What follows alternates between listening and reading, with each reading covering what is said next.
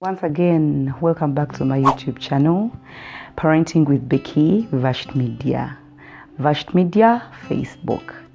Thank you so much, my dear friends, for those who have subscribed, and those who have not subscribed, please subscribe, share, like. Don't forget to leave your comments okusinzira ku topic gye tuba twogerako, and then press the bell button for any new notifications.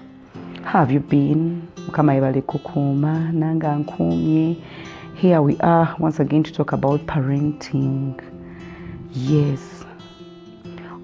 In our last video, we had the challenges of parenting, and I promised you guys to come back with the challenges. Yeah, today we've come up with some solutions for the challenges that we talked about.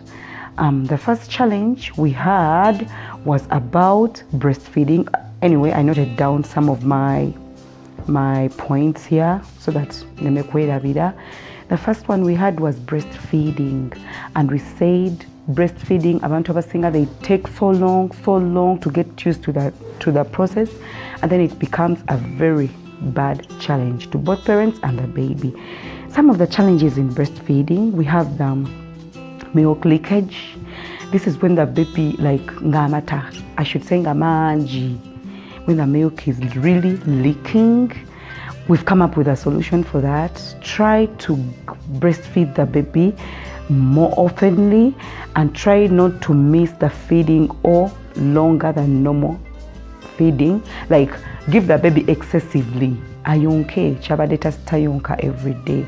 Another challenge it brings is swelling of the nipples or swelling of the breasts. That is caused nga omwana amabere togamwa chimala oba nga it is too much for the baby nga tanaba kutukaga consuming. For that, you can hold your breasts. I'm going to be a bit practical.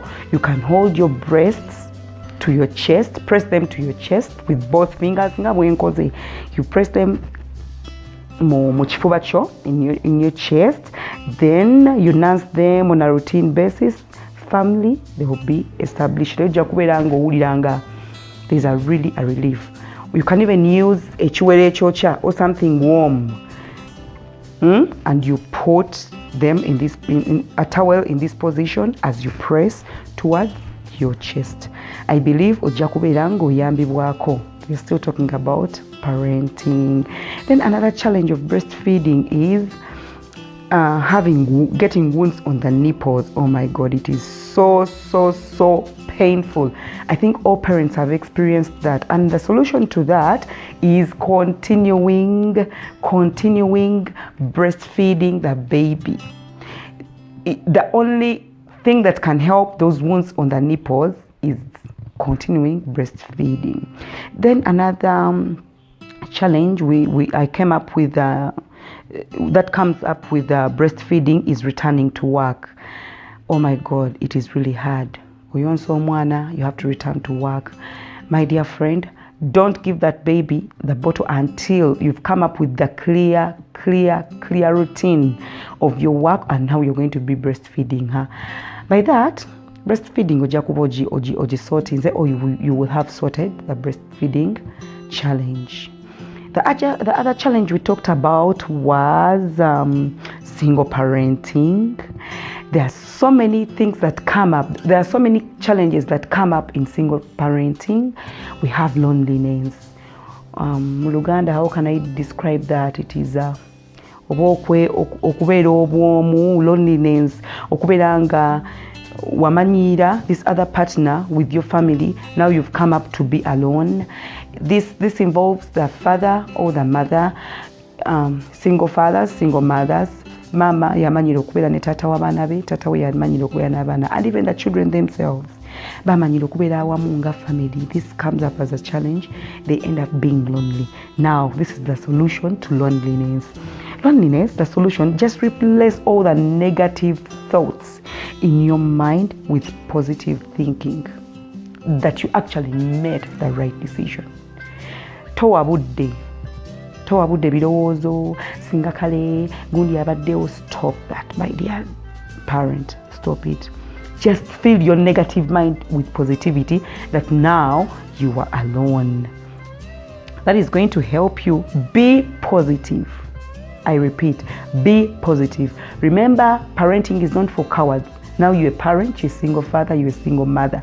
That doesn't matter. That doesn't matter. We don't even know how you became a single parent. Your wife died, your husband died, you have a divorce, you have the reason as to why you made that decision. So please be positive about that. Then another thing, in the single parenting challenge, in the lady single parenting is about the installing discipline into your children. It is really, really hard. It is another challenge into that. My dear parent, bobo yagala okweyamba gwenga single parent, installing a discipline into those children. Just involve others in your family. It could be kiyinza okubanga si mukyala we yakuleka, but it could be your neighbors, it could be your friends. Get others involved into your family. Ogenda kuliranga you're complete. You already have a wife that you lost, or you have a husband that you lost. Involve others. That is a solution to that problem of installing the discipline that you want your children to have. Then another thing that I came up with, at times, because you're a single parent, you lose your self-esteem. Ogenda okuwulira you're not worth it. Ogenda okuwulira nga n'abaana bo kale nga weesalira omusango. Should I say that? You continue blaming yourself. You continue asking yourself questions. Why me? Why me? Why me? Stop that, dear parent. Now, first accept. I said accept that you're a single parent. You're a single mother. You're a single father. Please accept. Stop blaming yourself. By doing that, ogenda to resume your self-esteem. Ogenda kuddamu. And it's the only way you can manage to tell your child, don't do this, because owuliranga you're the right person to tell that child. But because you've lost self-esteem, oleka n'omwana n'ogamba why, omwana namugamba ntya, how will I start? After all, omwana yalaba nayawukana ne muzadde we. After all, I remained alone. The mother died, the father died. No, kamuleke, please. You're going to take yourself into depression, at the same time fail as a parent. Don't be a coward. Just engage yourself in activities that really help you build your confidence. Funa activity that building a confidence yo ngagwe omuzadde. By doing that, abaana bagenda tandika really okukkiririzaamu ate nawe ogenda kulyanga you're worth it. Ogenda kulyanga you're doing a great job. Don't be a coward. In most cases, we are guilty as single parents. Stop being guilty. Still, don't be guilty. It is a challenge. Don't be guilty as a single parent. Nkwegayiridde. Solution yecho nkolere ekintu kimu. Just get close. Tosemberera abantu bakusalira musango bakubuuza what really happened. Oh my God, are you going to manage this life? Banango ogenda malakotya. How are you going to handle these children? Now you have 5 children. How are you going to manage without your woman? It's not easy. I'm telling you, it's not easy. Those ones, cut them off. Get close to friends with positive minds. Friends that are not going to blame you for your decision. And besides, feel proud of what you decided to do. It's about you and your children.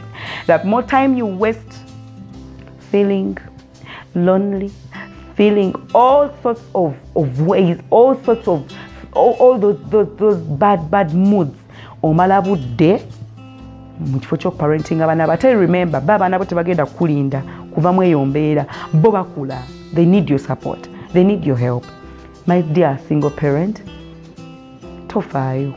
I'm telling you, stop being there guilty. No. The decision you made is the very right decision. Kwanga, me who is blaming you, I don't know what was in your house. I don't know what really happened. Besides, I'm not God to decide muchala wa ave monsi or mami wa ave monsi. So single parent, tewe stressing with all the blames and all that. Another challenge in single parenting that I came up with was a financial burden. oh my God, it's really hard. You've been sorting things with your husband or your wife. Now you are alone. Now do this for me. This is the solution. Do this for me. Sit down your children. Tell them to sale kochi. Talk to your children. Be open. Be bold. Obatuze. Tell them now we've been having 4 meals a day when we are with daddy or when we are with mommy. Both of us have been working. Now I cannot afford the 4 meals. What do we do? Don't tell them we are going to stop having the 4 meals. No, ask them. It is the only way you can discuss and come up with the best solutions. They are going to tell you, Mommy, do you know what? Daddy, do you know what? I think let my little sister have the 4 meals. Me, I can have the 2. Or let all of us have 1 meal or 2 meals. There, ogena kuliyanga, you're sorted. You've calmed down. I mean, giving to birungi jolly. So single parent, talk to your children. Tell them exactly what happened. Now that you made a decision of being alone, tell them. If it is mommy that died, if it is daddy that died, sit your children down. Let them not see things by surprise. They need to know. Yes, that is all I had for single parents. Now, we had a challenge of long distance parenting. There are so many challenges that I came up with in the long distance parenting. We are going to handle the ones I managed to get here. In most cases, still the financial burden is there. Abali ewalanga bana bamwe bali with the immediate parents, it becomes a burden. But now let me give you a solution to that. Lekera okulondola buli chimu okusinzira ku sente kubeera oziweereza. Olumu leka immediate parent oyo akutegeerere kubanga kati toliiwo. Wabula ate okola ekyo ky'osobola. Don't strain. Kola ekyo ky'osobola gwe nga gwe akola sente ezo. Bwe bagamba ebintu 15, don't feel like you have to fulfill everything. Beerera ddala ng'aliwo n'abaana abo nti we yankusabye ice cream today tewandi mu affordinze oba enkya n'omu affordinga. Lw'owulira nti you can afford, give. Bw'owulira nga tosobola ku affordinga, let go. There ojja kuwulira nga financial burden ekendeddemu. Ky'osobola kukola kikole, ky'otosobola teweesuula ddalu. Then try to keep the communication between you and your child nga nnungi. Mu ekyo kinene, involve them. Always know what they need from their mouth. Mulekeraawo okulowooza nti nno omuntu oyo abeera n'omwana wo yagenda okugamba buli ssaawa omwana wo kye yeetaaga. Omwana wo kaakwegambire nga buli kimu kye yeetaaga. There, omuntu amulabirira ayongerezeeko. From today, obadde okikola nga gwe omwana wo gwe tomuwa mukisa kwogera naawe directly ng'amulabirira y'amwogerera. Please, change that. It can be a solution. Then another thing, keep in touch with your children's teachers. Muli eyo muwerera abaana naye omuntu ayogera n'abasomesa b'abaana bo ye omuntu abalabirira. Why? Please, my parent ali eyo abonaabona anoonya ssente. Noonya omusomesa w'omwana wo ne waba babiri waba basatu. Always be the first person to know. Actually, you should be the first person okugamba omuntu analabirira omwana wo nti omwana genda ku ssomero, omwana yakubye munne, they need you at school. Have immediate contact with your children's teachers.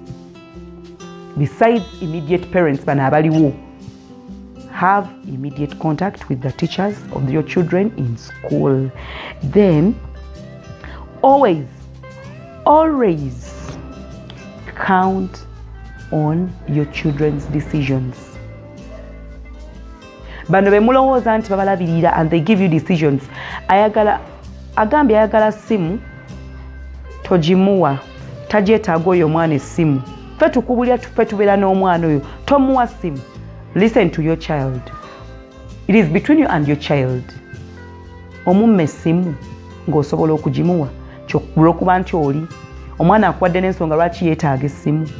Bw'oba wuye ddala gwe ng'omuzadde omwana wakugamba ekintu yeetaaga essimu ng'obuya tagyetaaga, don't give the other phone or him, naye mutegeeze directly. Era tomutegeeza nti sigenda kukuwa ssimu through the immediate parent oyo gwali naye. Mutegeeze ye yennyini. Wo omwana wo omukisa okusaba kyayagala ate muwe omukisa okutegeera nti mami yeyaganye directly. Kigenda kuyamba omwana obutakyawa muntu ono gwali naye ate naawe obutakukyawa. Ate mugenda beera bwe muti. Bwe muti. Ebyo byolowooza nti kubanga ate munne naakola ntya omukyala gwe namulekera yaŋŋambye simugulira ngatto engatto alina nnyingi. Omwana we akugambye sirina ngatto. Mugulire engatto. Mugulire engatto.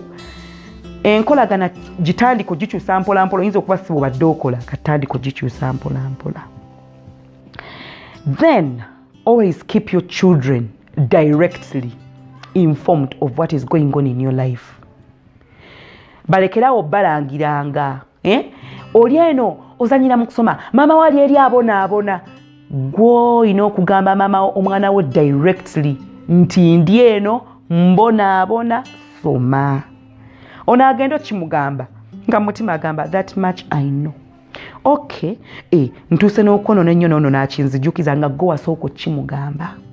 Buli lw'okubanga essumu mu nsi gy'otoliimu omwana wo gy'ali, saba omwana wo oyogere naye nga bw'olina ng'okitwala nti oli naye.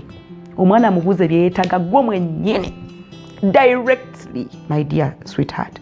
Omwana wo mubuuze bye yeetaaga yennyini nnyini. Let your child asabe omuntu ono amulabirira akutegeeze nti mami, I'm seeing something abnormal in my body. Mami, amugambe anti kubira mami njagala kwogera naye. Anti kubira mami nsaba kwogera naye. Daddy kubira mami nsaba kwogera naye. Mami kubira daddy njagala kwogera naye. Senga jajja kubira nga gwe gwayagala okugamba nti mami, I've seen my periods. Nga gwe gwalina okugamba nga talina kugamba muntu yenna mulala. Togenda kuwulira mbeera yonna emenya ng'oli bweru.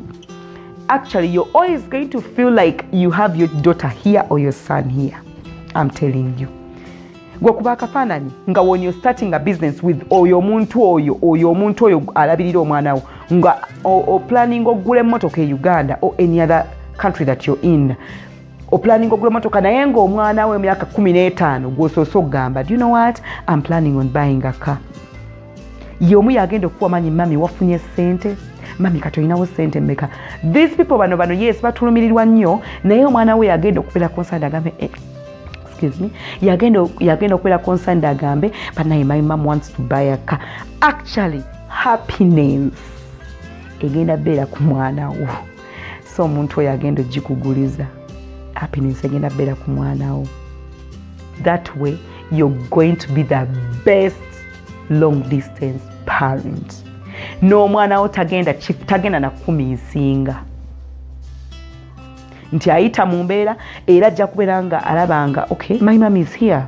Awuliranga you're there because you're involving him or her directly.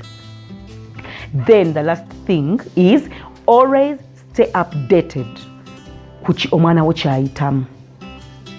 Lekera okugambanga nti omwana ono mulwadde n'oweereza ssente n'otomanya na ddi lwe yawona. Omwana mulwadde, what is next? Mpa omwana wange njogere naye ku ssimu. Oli mulwadde owulira otya? Mami omutwe gwe gusinga okunnuma. Okay fine. Kati abasawo katubagambe nti omutwe gwe gusinga okkuluma. Okwate essimu oyogere n'omuntu ono amulabirira. Agambye omutwe gwe gusinga gwe muleke akitwale ng'olugezigezi. Fine. Gwe olina ky'otasa ku bwongo bw'omwana wo, olina ky'otasa ku mukwano gw'omwana wo, olina ky'olwanirira mu kutoba kwo n'obulamu bw'omwana wo. Enkeera, take trouble and call. Omutwe gwakendedde. Ndi busy ngenda mangu okukola naye I wanted to know how is the headache. Jo wangambye omutwe gukuluma. Omwana abeerenga naawo instincts tubeera in love. Okwata bwoti essimu gikuba. and someone tells you, my dear, nange mbadde nkutte essimu kukubira. Building ekyo mu mwana wo. Naye abeera awo ng'ayita ku teacher ku ssomero. teacher amgambe, your mother wants to talk to you. Ngachira mbongo ti, Mummy, yes. I knew my mother was going to call me. Mu instinct ezo zikolechi zizimbibwe. Kino okikola okuva ku mwana w'omwaka ogumu, you can do that. Ojja kungamba, Becky, kati nkikola ntya ne ku mwana w'emyezi 3 bamukuteere ku ssimu akuwulira eddoboozi on a daily basis. Dear friend, that is it. A lot more is yet to come on this channel. Continue parenting with Becky. Subscribe, like, share. Until we meet again, thank you so much. And before I go, ask any questions that you really want us to handle. Ask so many questions as you want, as you like, and you can as well comment. Ng'otubuulirako mu bintu ebyo byenkonyeeko, nyinza okuba nina byekembuuse ng'owulira kandibadde kalungi nnyo for us to share. I would like to have it in my comments. Feedback is welcome.